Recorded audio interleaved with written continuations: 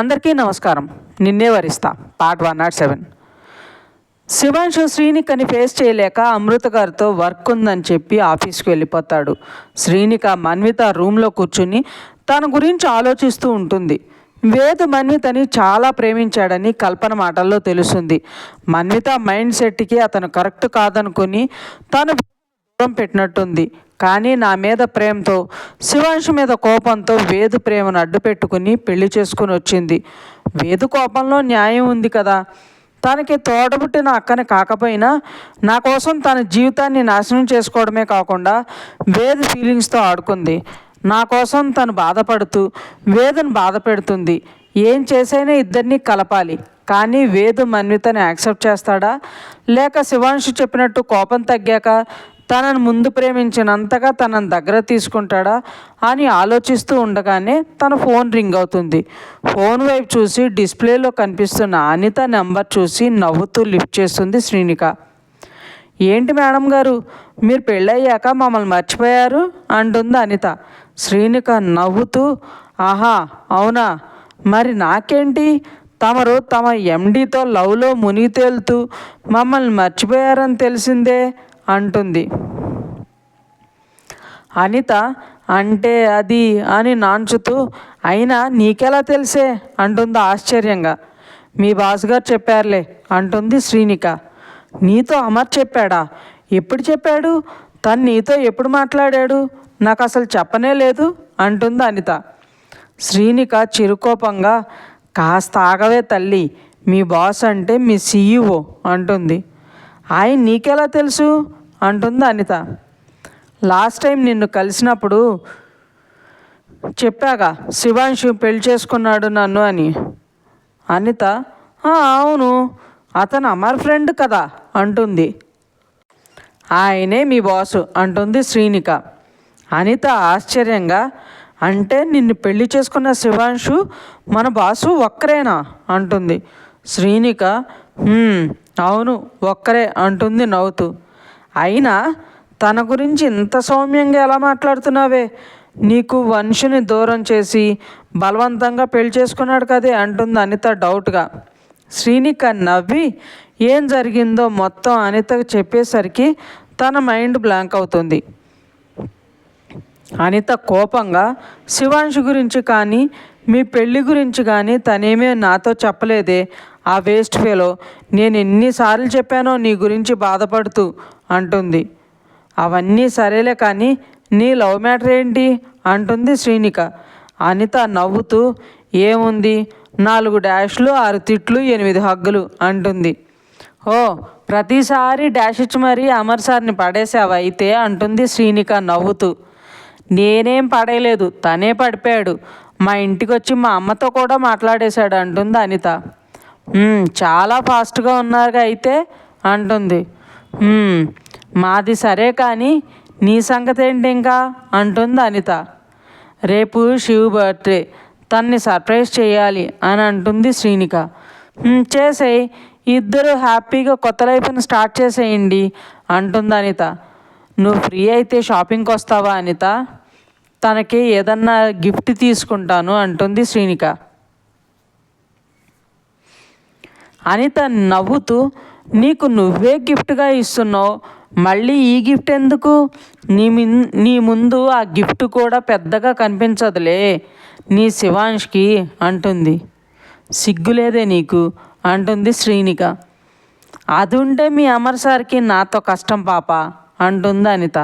శ్రీనిక నవ్వుతూ, నీతో అమర్ సార్ ఎలా వేగుతారో ఏంటో అంటుంది.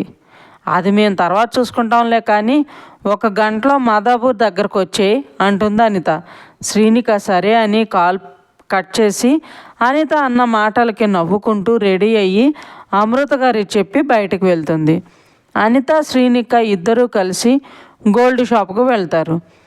ఏం గిఫ్ట్ కొంటున్నావే మా బాస్కి, అదే మీ ఆయన గారికి అని అడుగుతుంది అనిత. శ్రీనిక, గోల్డ్ చైన్ కానీ బ్రేస్లెట్ కానీ తీసుకుందాం అనుకుంటున్నా. అనిత సేల్స్ గర్ల్స్కి అవి చూపించమని చెప్తుంది. అన్నీ చూసిన శ్రీనికకి ఒక చైన్ నచ్చి అది సెలెక్ట్ చేసి దానికి ఎస్ అనే డాలర్ తీసి వేయిస్తుంది. ఇద్దరూ కలిసి బయటకు వస్తుండగా అనితకు కాల్ వస్తే మాట్లాడుతూ ముందుకు వెళ్తుంది. అంతలో శ్రీనిక చెయ్యి ఎవరో పట్టుకుంటారు. శ్రీనిక వెనక తిరిగి చూసేసరికి హితేషు తన చెయ్యి పట్టుకుని తననే చూస్తూ ఉంటాడు. శ్రీనిక కోపంగా చెయ్యి వెనక్కి లాక్కోవటానికి ట్రై చేస్తుంటే హితేషు నీతో మాట్లాడాలి జాను అంటాడు. శ్రీనిక చిరాకుగా నాతో మాట్లాడటానికి ఏముంది అంటుంది. హితేషు బాధగా అలా అనకు జాను, నాకు చాలా బాధగా ఉంది అంటాడు. నాకు కూడా చాలా బాధగా ఉంది నిన్ను మళ్ళీ నా కళ్ళ ముందు చూస్తున్నందుకు అంటుంది శ్రీనిక చిరాకుగా మొహం తిప్పుకుని. హితేషు శ్రీనిక చేతిని అలానే పట్టుకుని తన గుండెల మీద పెట్టుకుని నువ్వు ఇలా మాట్లాడుతుంటే ఇక్కడ చాలా నొప్పిగా ఉంది జాను అంటాడు. నువ్వు నన్ను జాను అని పిలుస్తున్నా నాకు అలానే ఉంది అంటూ చెయ్యి వెనక్కి లాక్కుంటుంది శ్రీనిక. నిన్ను చాలా ప్రేమించాను జాను, కానీ నువ్విలా నాకు దూరం అవుతుంటే తట్టుకోలేకపోతున్నా అంటాడు హితేషు బాధగా. నేను కూడా నా వంశుని ఇంతకంటే ఎక్కువ ప్రేమించాను, కానీ నీ వల్ల నువ్వు చేసిన మోసం వల్ల ఆ ప్రేమనే గుర్తించలేకపోయాను. నేనే తన జాను అని శివ్ తెలుసుకుని ఉండకపోతే అసలు ఏం జరుగుండేదో అన్న ఆలోచనే భయంకరంగా ఉంది నాకు. నీ వల్ల నా ప్రేమ దూరం అయిపోయి ఉండేది. నా అదృష్టం బాగుండి నా లైఫ్లోకి శివ్ వచ్చాడు. తనే నా భర్తగా వచ్చి తన ప్రేమని నా ప్రేమని గెలిచేలా చేశాడు. బలవంతంగా జరిగిన పెళ్ళే అయినా తను నా లైఫ్లోకి వచ్చిన తర్వాత కూడా నువ్వు నిజం చెప్పలేదు. నాకు అక్కడే నీ క్యారెక్టర్ ఏంటో అర్థమైంది అంటుంది శ్రీనిక కోపంగా. హితేష్ గట్టిగా కోపంగా just stop it Janu, Shiv కంటే ఎక్కువ ప్రేమించాను నిన్ను, తనకంటే హ్యాపీగా చూసుకుంటాను నిన్ను. క్యారెక్టర్ అంటున్నావు, ఇన్ని రోజుల్లో ఒక్కరోజైనా నీతో తప్పుగా బిహేవ్ చేశానా? వాళ్ళలాగా నిన్ను బలవంతంగా పెళ్లి చేసుకున్నానా, లేకపోతే నిన్నేమైనా అని ఆపేస్తాడు. శ్రీనిక అరుపుకి హితేషు కళ్ళల్లో కోపం చూసి కాస్త భయపడుతుంది. హితేషు అది గమనించి కొంచెం కూల్ అయ్యి నాతో రా అని తన చెయ్యి పట్టుకుని లాక్కొని వెళ్తాడు. శ్రీనిక హితేష్ చేతి నుండి విడిపించుకోవటానికి ట్రై చేస్తూ Hitesh please don't do this, అసలు ఎక్కడికి తీసుకెళ్తున్నావు అని అరుస్తూనే ఉంటుంది.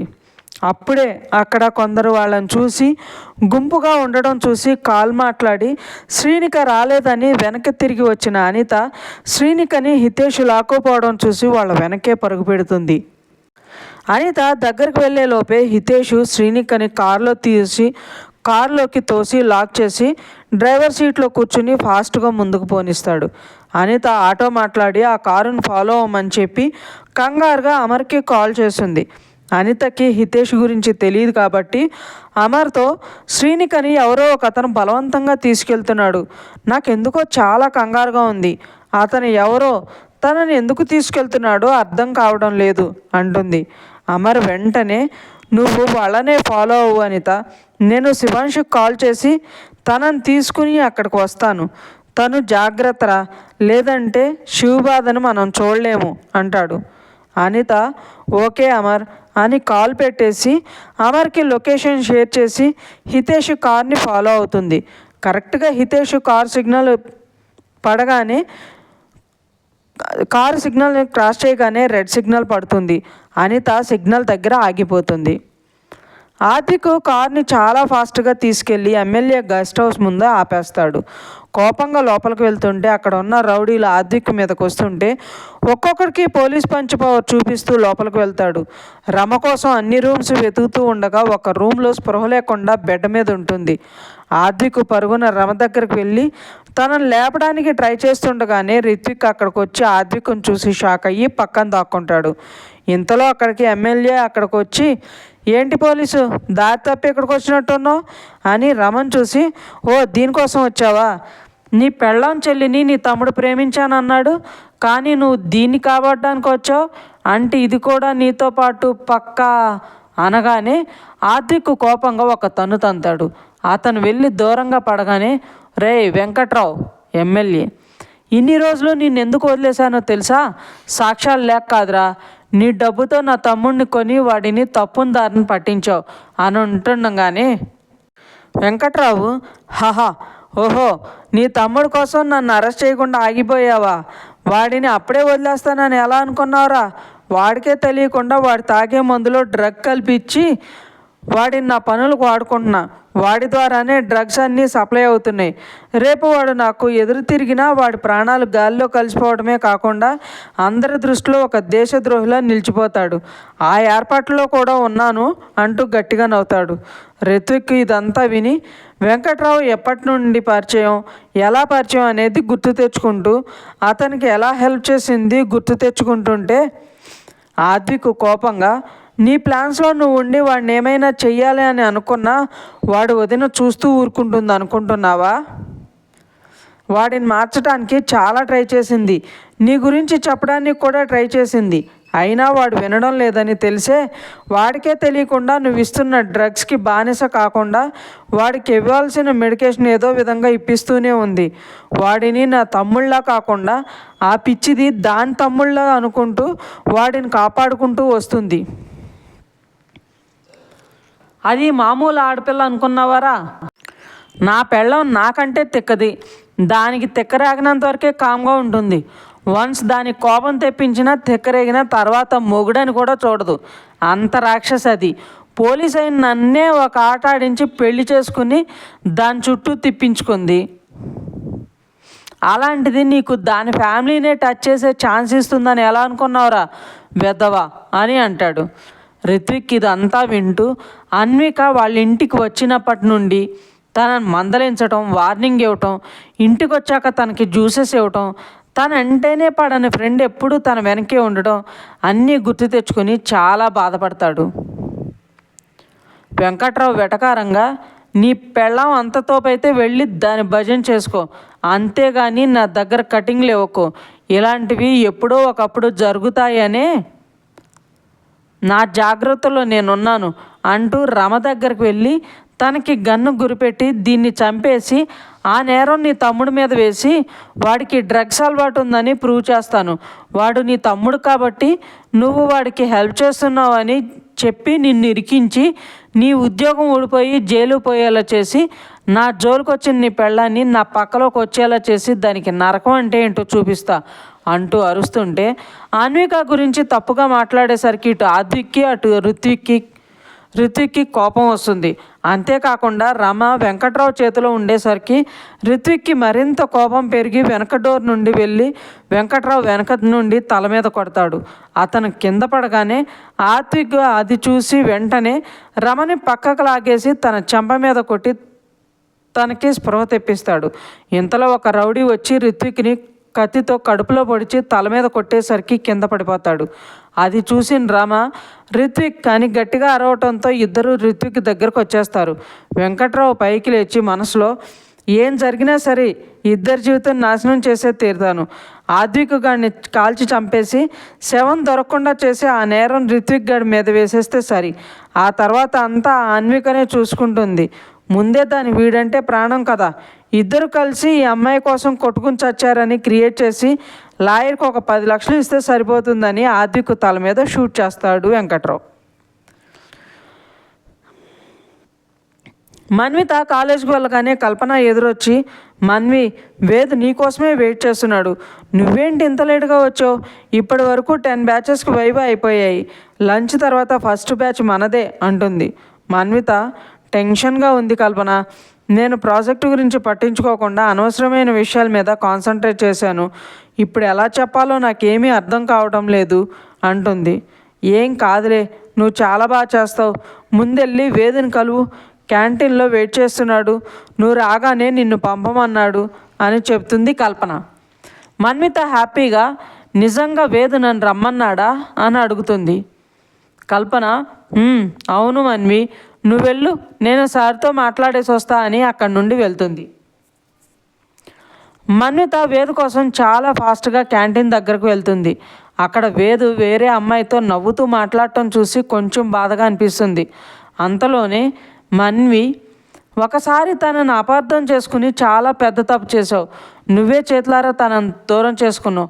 మళ్ళీ తిక్కగా ఆలోచించకు అనుకుని వేదు దగ్గరకు వెళ్ళి నిలబడుతుంది.